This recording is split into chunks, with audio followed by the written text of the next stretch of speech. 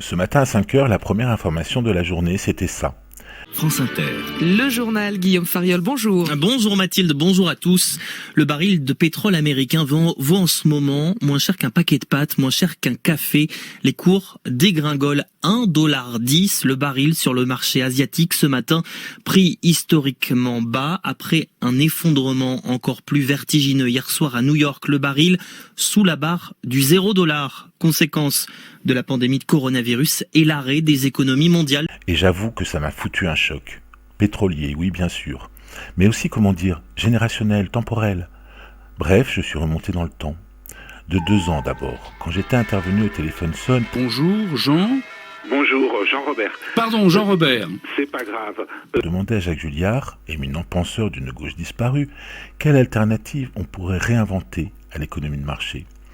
Je vous passe mon bafouillage pour vous proposer directement sa réponse. Jacques Julliard. Écoutez, l'économie de marché est une chose qui désormais n'est contestée nulle part, tout simplement parce qu'il n'y a pas d'alternative. Authentique.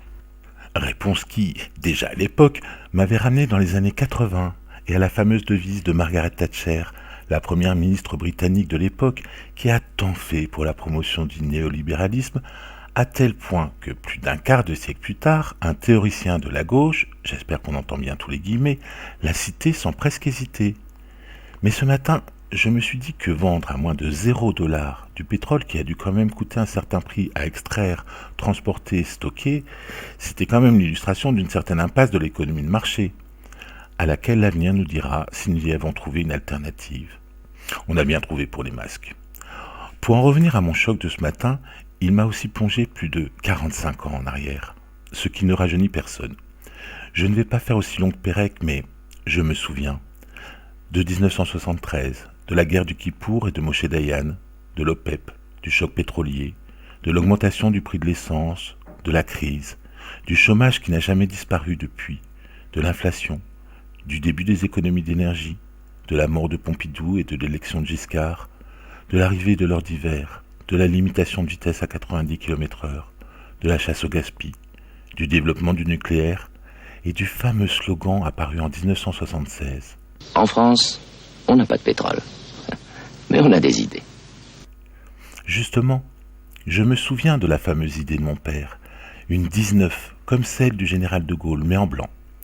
ID, pour bien séparer les initiales, comme pour DS, la voiture star des années 60, à la rue comme à l'écran. Ça y est, vous avez compris l'illustration cinématographique du jour ? L'idée, c'était sa version simplifiée à la DS. Et les plaques minéralogiques de mon père portaient mes initiales. Bref, le choc pétrolier a eu raison de la DS comme de l'idée, qui ont cessé d'être produites dès 1975. Trop gourmandes, avec leurs 10-15 litres au 100 km. Alors, la France n'a toujours pas eu de pétrole, mais plus d'idées. Hier, pendant un moment, on aurait pu s'en mettre plein les poches si on avait eu l'idée de stocker tout ce pétrole pour lequel les États-Unis étaient prêts à donner jusqu'à 37,63 $ pour s'en débarrasser. Mais je ne crois pas que notre ministre du Budget y ait pensé. Et je dois avouer que je n'aurais jamais pensé que ça puisse arriver. Je ne sais pas les conséquences de ce nouveau choc pétrolier, peut-être aucune. Mais j'ai l'impression quand je vois notre président réduit à repiquer les idées de De Gaulle. Cette certaine idée qui a fait la France est bien là. Mais pas sa bagnole, qu'on n'a toujours pas beaucoup d'idées. Et pas seulement de ce qui nous attend. Sans même parler d'idéologie ou d'idéal.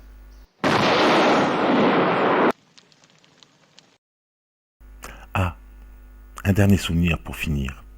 On avait horriblement mal au cœur à l'arrière des idées, comme des déesses.